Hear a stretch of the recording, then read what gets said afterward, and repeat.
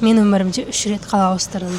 7 сыныма дейін өзімнің туған ауылымда, Амангелді ауылында Жетісайда тұрдым. Одан кейін Нишқа түскеннен кейін Шымкентте 6 жыл жүрген болатын. Дальше 8 жыл бойы Казгуда білім алдым. Дальше 4 жыл тағы да жұмыс жасадым. Дәл осылай менің 8 жылым Алматы қаласында өтті. И вот 4 айдан бері мен Астана қаласындамын. Яғни Шымкент, Алматы, Астана деген жаңа қалаларды көрген екен. Менде адаптация өте қиын болады, достар. Мен бастапқы кезде вообще ауырып қаламын, қатты ауырып қаламын. Мен жылаймын, мен сағынамын, мен үйрене салмаймын. Менде адаптация өте қиын болады. Мен танитын адамдар біледі, менде адаптация қаншалықты қиын өтетінін. Бірақтан мен осыны через какое-то время жеңемін. И вот қалай жеңемін, сол туралы бүгін айтқым келіп отыр. Мен сияқты қазір қиналып жүрген жандар болса, жаңа қалаға үйрене салмай жүрген жандар болса, дәл сіздерге бұл видео арналады. Сіздерге өте пайдалы болатынына сенімдімін. Чайларыңызды алып, до конца тыңдаңыздар. Бірінші момент түсініңіз. Сіз жаңа қалаға не үшін көшіп келдіңіз? Бәлкім бір адам жұмыс іздеп көшіп келді, бір адам оқуға түсіп көшіп келді. Әркімнің белгілі бір мақсаттары болады. Жаңа қалаға көшкен кезде сіз түсіну керексіз, артқа қайтатын жол жоқ. Все. Сен енді осы қаладасың. Сен осы қаланы бағындыру керексің. Сенің миыңдағы арман мақсатыңды сен осы қалада орындау керексің. Келесі нәрсе, сразу окружение табу керек. Сен қазір бұрынғы достарыңды, сыныптастарың сағынып жүрсің да, саған новое окружение керек. Адамдарға ашық болып, өзің бірінші барып танысып көру керексің. Бірінші барып олармен араласып көру керексің. Кездесуді ұсынып көру керексің. Сол кезде барып қана сен бұрынғы адамдардан кішкене болсын ажырайсың. Саған ажырау керек. Ешкім мынандай прошлыйны бітіп, білініп жүре берсе бақытты болмайды. Сондықтан сразу новое окружение табу керек. Липа болмасам, осы мысалы мен Астанаға көшіп келдім. Бұл жақта мен бұрыннан бері араласқан, бірақтан какое-то время үзіліп қалған, отношения үзіліп қалған адамдар бар ма? Сразу барлығына хабарласып, мен сразу кездесулерді ұсынып, кездесіп, қайтадан танысып, былай айтқанда, солай араласып кеттік. Маған өте қатты көмектесті. Бұл жақтан окружение тауып жатырмын. Жаңа адамдармен танысып жатырмын, жаңа эксперттермен танысып жатырмын, рынокты зерттеп жатырмын. Новое окружение тапсаң, сен уже старый друзьяларыңды сағынуды тоқтатасың. Келесі нәрсе, сразу жұмыс табу керексің. Прям сразу. Қашан үйренісіп алайын, жайғасып алайын деген нәрсе жоқ. Уақыт күтпе, сразу жұмыс тауып кет. Сразу.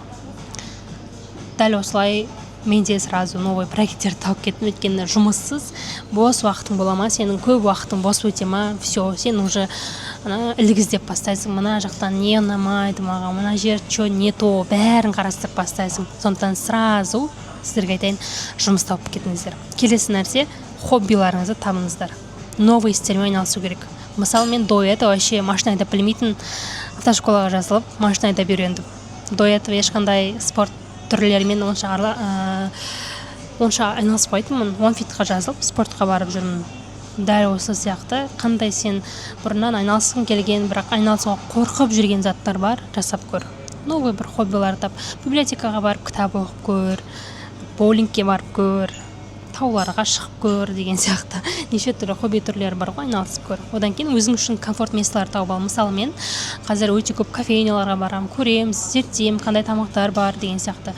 Новый бір парктарды қарап жүремін, новый бір әдемі жерлерді қарап жүремін. И барам, дәл сондай бір саған комфорт сыйлайтын, саған жақсы бір сезімдер сыйлайтын жерлерді қарап жүру керексің да. И сол жерлерге барып, рахаттанып, чайыңды ішіп, кофеңді ішіп, кітабыңды оқып, дорамаңды көріп отыра бересің. Яғни сондай бір жерлер болған кезде саған ұнайтын, уже саған более-менее қала үйреншікті бола бастайды. Бұл нәрсе любой жерде болсаң да өте маңызды. Бірақ жаңа қалаға көшкен кезде вообще қатты маңызды болады. Өзіңді дамыту керексің. Бос уақытың болмау керек, мүлдем. Артық ойлайтын уақыт болмау керексің. Таңертең тұрғаннан бастап, шүкіршілік жазамын, 10 шақ жүремін, мынанша кітап бет оқимын, мынандай бір подкаст тыңдаймын, мынандай бір курс аламын, осы сабаққа барамын деген сияқты. Сенің өзіңді психологиялық жағынан, тұлғалық жағынан, бизнес жағынан, өзіңнің до этого үйренем деген қабілеттерің жағынан сені өсіретін бір жаңа заттармен айналысу керексің. YouTube'ты ашсаң, тегін заттар көп негізі. Солармен жасай беруге болады. Өзіңді міндетті түрде дамытуды қолға алу керексің. Келесі нәрсе, салыстырма. Вообще салыстырмаш. Ой, Шымкент мынандай еді, Астана мынандай, Алматы мынандай еді. астана мынандай деген сияқты екі қаланы салыстырма. Екі қаланың әрқайсысының өзінің минусы, өзінің плюсы болады. Я сенің көшіп келуіңе какой-то бір себептер болды. Мысалы, менің Алматыдан Астанаға көшіп келген себептерім болды. Астананың ұнаған себептері болды. Бірақтан былай егер қайсысы плюс, қайсысы минус деп мен оны істедім да просто.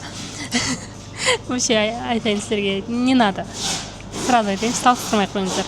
Сен шешім шығарып келдің ба, все, артқа қайтадан ол шешімді өзгертіп, мың рет қайтадан оны ойланып қажет емес. Сен и так энергияңды, ресурстарыңды ол шешімді шығаруға құрттың ғой. Все, дальше не надо, зачем? Эмоционально өзіңе рұқсат бер. Иногда жылағың келеді, я иногда қатты қиналып кетесің. Түсінемін, это нормально. Өзің эмоцияларыңа 100% рұқсат бер. Жылап ал, сағындың ба, басқа сол адамдармен сөйле, сол жақтағы. Өзіңе рұқсат бер. Сол моментті проживать етуге. Депрессияға ұшырағың келіп тұрма, депрессия болғың келіп тұрма, жаным, нормально.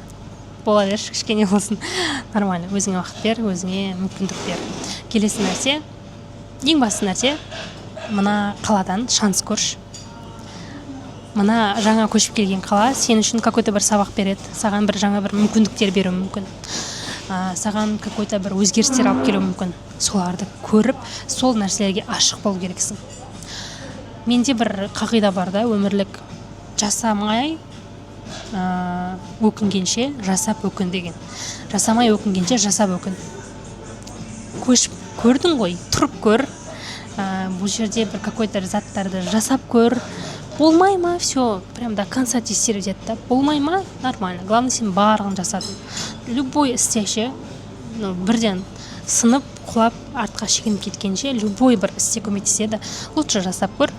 Максимально істеп көр, 100% отдачамен жасап көр. Если болмай жатса, хорошо. Это уже не твое деген сөз.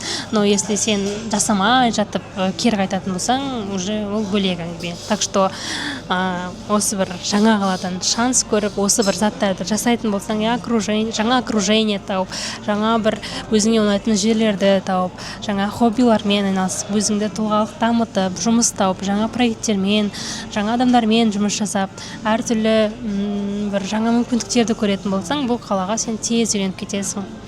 Менде әрбір қалаға көшкен кезде всегда мен либо жаңа хоббилар табамын, жаңа адамдармен араласамын, либо болмасам басыммен сол нәрсе жаңа бір өзіме ұнайтын заттарға кірісіп кетемін. Басыммен соған кіріскен кезде өзімді вот все, осы қаланы мен бағындырғым керек деп кіріскен кезде все, мен уже адаптация болу керек, мен комфорт зонадан шықтым, мен үшін мына жер жаңа қала деген нәрселерді ұмытып кетемін. Как это менің бұрыннан тұрып келе жатқан қалам сияқты сезімдер пайда болады. И саған тоже сол нәрсені советую. Бүгінгі видео саған пайдалы болатынына сенімдімін. Міндетті түрде жасап көр. Қиналма, жаным, бұл өмірді еш қиындатып қажет емес. Бәрін с легкостью қабылдау керек екен, барлығын оңайырақ қабылдау керек екен. Мен оны да қиындатып қабылдап көрдім, и реакциям өзім көріп жүрмін. Зачем я, не үшін келдім, не істеп жүрмін деген сияқты сұрақтар көбейіп кетеді. Бекерге энергияң басқа бір керек емес, не нужен нәрселер кетіп қалады. Лучше сол уақытты, сол энергияны өзіме пайдалы заттарға жұмсағанымда ой деп өкінбес үшін қазірден бұл осы бір көшу деген процесті қиындатпай, оны ауыр қабылдамай, жақсы бір реакциямен, жақсы бір көңіл күймен қабылдап, әрбір күнімізді жақсы көңіл күймен бастап, жақсы бір мүмкіндіктерге ашық болу керекпіз. Сіздермен болған Істілеу Ақмарал, контент-мейкер, блогер. Сіздерге бүгінгі осындай қысқа подкаст ұнады деген сенімдемін. Астана қаласында болсаңыздар, кстати, кездесейік, давайте. Я всегда за. Давайте.